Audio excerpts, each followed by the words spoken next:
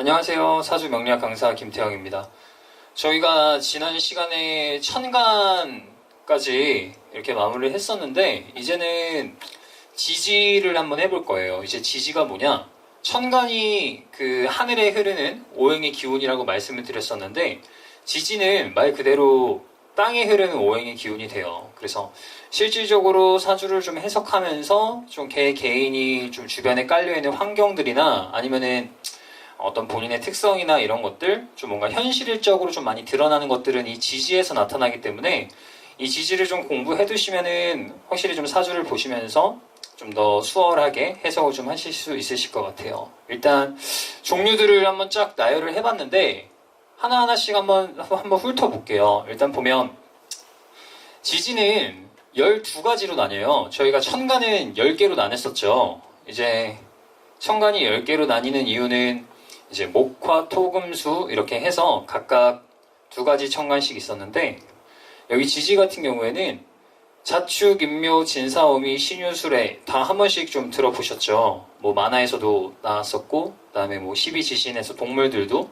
좀 우리가 흔하게 많이 알고 있는 그런 좀 많이 좀 흔하게 좀 익숙하실 텐데 여기서는 보시면 지지 중에 토의 속성을 갖고 있는 지지가 4글자가 돼서 그래서 총 12글자가 돼요. 그래서 이 봄과 여름 사이를 이어주는 글자, 그 다음에 여름과 가을 사이, 가을과 겨울 사이, 그 다음 또 겨울과 봄 사이 이렇게 이어주는 토의 지지가 각각 한 글자씩 해서 총 4개가 되기 때문에 여기는 10개가 아니라 12가지 지지, 그래서 우리가 12지지라고 부릅니다. 일단 보면 자 오행적으로도 한번 싹 훑어보고요. 뭐 자축, 인묘, 진사, 오미, 신유, 술해 이렇게 있는데 뭐 음양도 각각 갖고 있는 음양이 있고 시간대도 본인들이 가지고 있는 시간대들이 다 본인들이 좀 이렇게 배속되는 시간들이 좀 있어요. 이거는 이제 하나하나씩 제가 또 설명을 좀 드리겠습니다.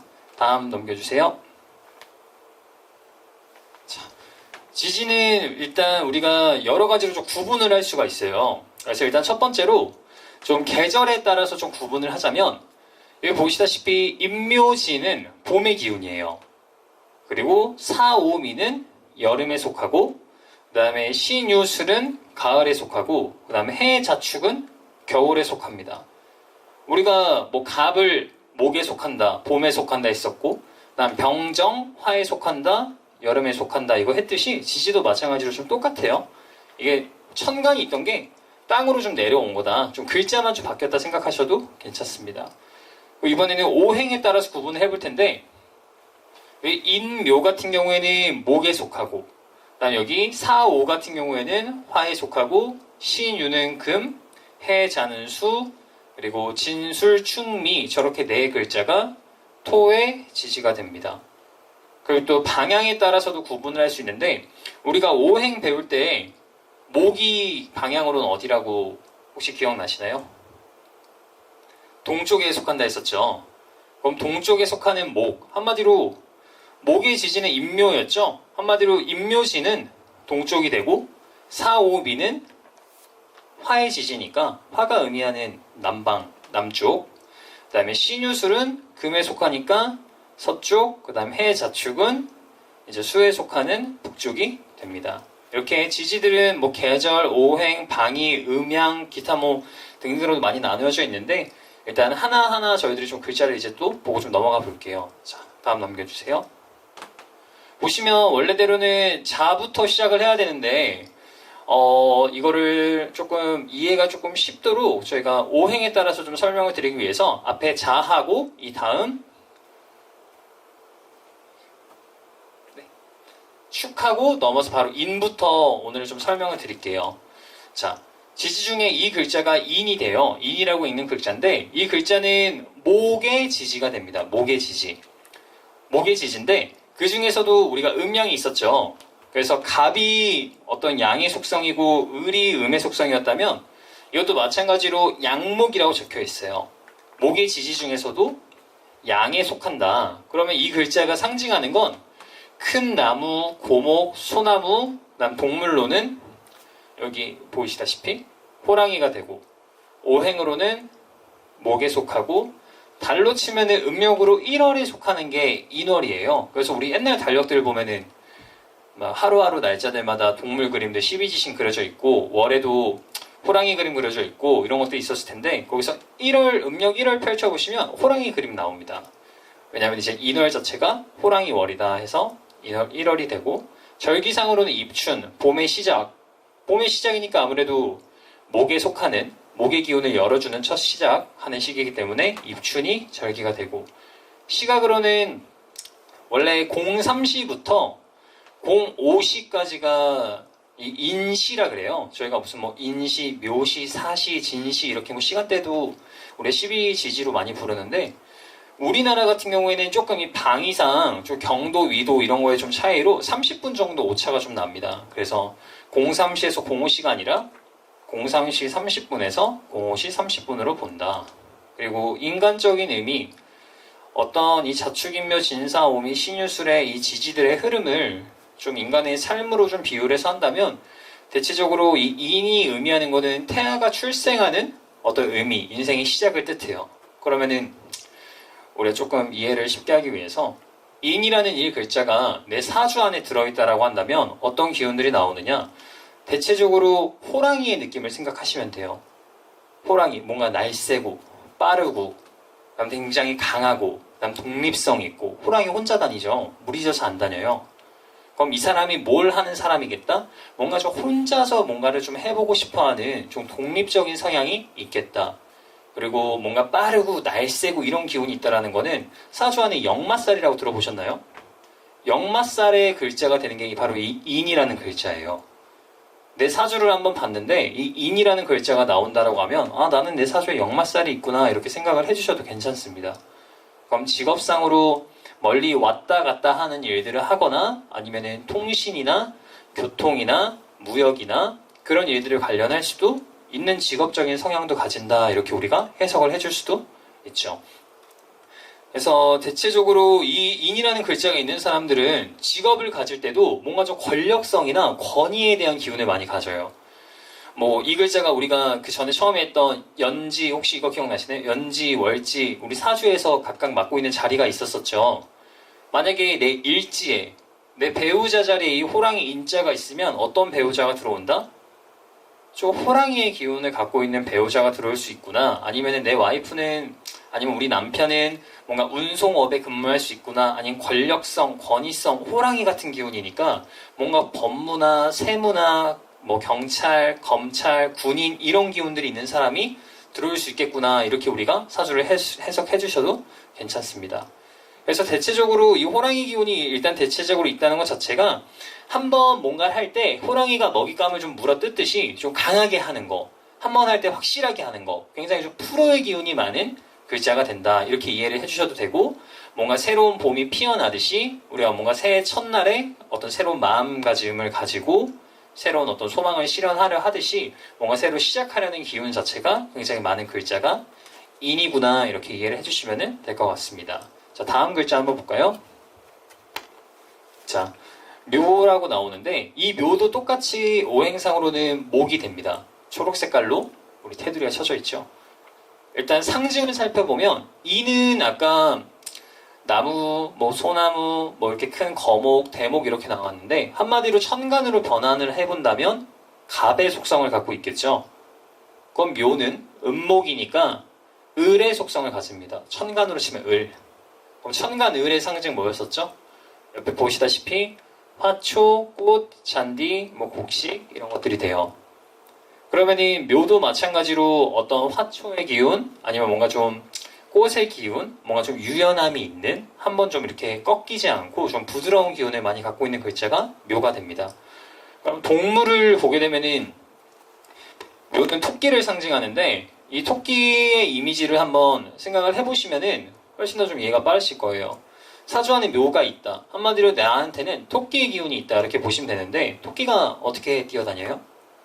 좀 깡총깡총 튀어다니겠죠. 그럼 이 사람은 살면서 내 사주에 이 묘자가 있는 사람은 이사가 많겠다 적겠다?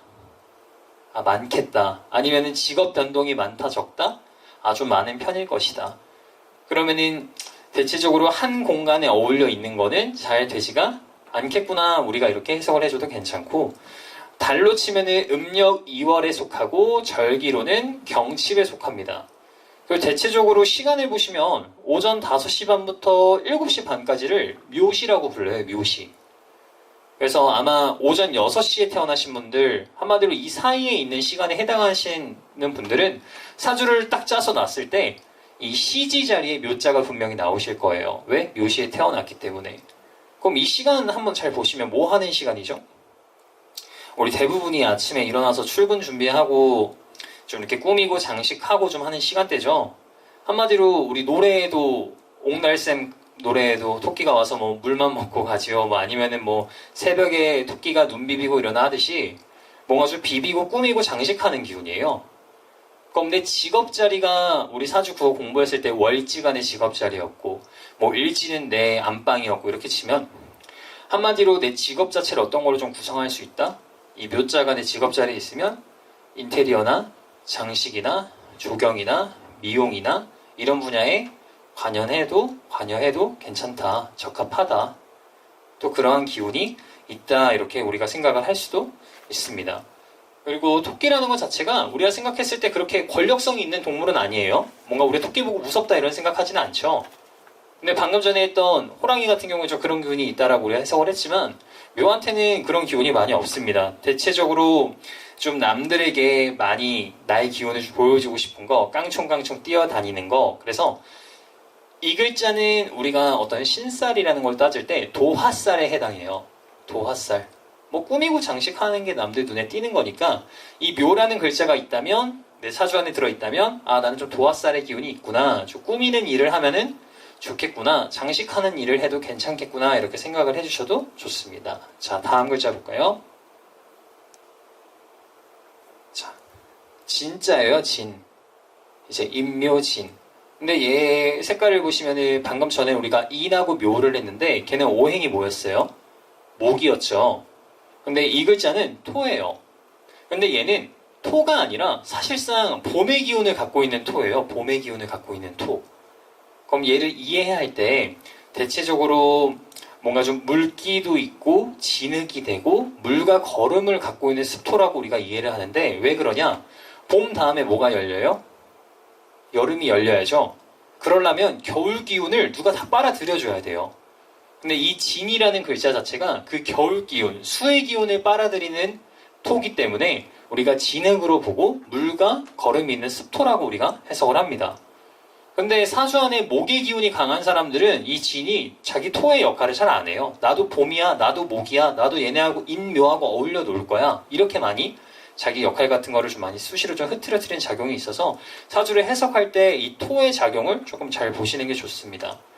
그럼 조금 간단하게도 살펴보면 동물로 보면은 용이에요. 뭔가 우리 현실상에 없는 좀 상상의 동물이죠. 일단 용이 되고 오행으로는 토, 달로는 음력 3월, 절기로는 청명, 시각 보시면 07시 반부터 9시 반. 인간적인 의미로는 뭔가 좀 청명기에 이제 접어들게 되는 좀 사춘기를 의미한다가 되는데 이 글자가 좀 의미하는 거는 종합성이에요. 종합성. 나 이중성도 돼요. 왜 그러느냐? 시간대 보시면 7시 반에서 9시 반이죠? 저 시간 보면은 우리 집은 다 어질러져 있어요. 왜? 출근해야 되니까 옷 벗어놓고 수건 던져놓고 설거지 쌓여있고. 근데 우리 나갈 때 어떻게 해요? 넥타이 매고 꾸미고 장식하고 겉하고 속이 조금 다르죠? 마찬가지로 이 진이라는 글자가 의미하는 건 뭔가 좀 이중성이 있는 거예요. 사주 안에 이 글자가 있다라고 하는 사람들은 대체로 뭔가 낮에 일하고 밤에는 공부하고 하는 형식의 두 가지 형태, 아니면은 뭔가 투잡을 한다든가, 아니면 여러 가지 일을 좀 한다든가, 아니면은 내가 취급하는 품목들 자체가 좀 여러 가지 다중적인 품목, 한 가지 상품이 아니라 좀 두세 가지, 네 가지 상품을 좀 취급하는 일을 할 수 있는 기질이 된다 이렇게 이해를 해주시면 좋습니다.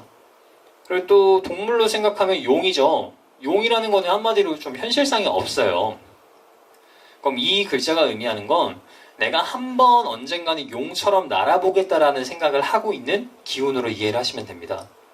그럼 대체로 이 사람은 꿈과 이상이 강하겠다 약하겠다? 크겠죠. 지금 내가 현실에 드러나지 않아도 언젠가 좀 용처럼 날아갈 거야. 이런 속성을 가지는 게 이 진이 갖고 있는 의미가 됩니다. 그러면 우리가 이 진이라는 글자를 보고 그냥 토로 이해를 하면 된다 안 된다? 안 돼요. 얘는 뭔가 나무하고 엮여있는, 봄의 기운하고 엮여있는, 한마디로 임묘진 이렇게 세 개를 묶어서 설명드린 이유는 우리가 이해를 할 때 진은 토는 토인데 봄의 기운이 있는 토구나. 봄의 기운이 있다라는 거는 대체적으로 이 글자가 뭔가 좀 표현하거나 드러나거나 움직이거나 하는 이런 기운 자체가 좀 있는 토겠다. 근데 그렇다고 얘가 목이 되진 않죠. 그러다 보니까 당연히 겉과 속이 조금 다른 상황, 안과 밖이 조금 다른 표리부동함, 이런 것들이 있는 글자가 진이라는 글자가 된다. 이렇게 이해를 해주시면 됩니다. 오늘 지지 처음 한번 해봤는데 조금 어려우신가요?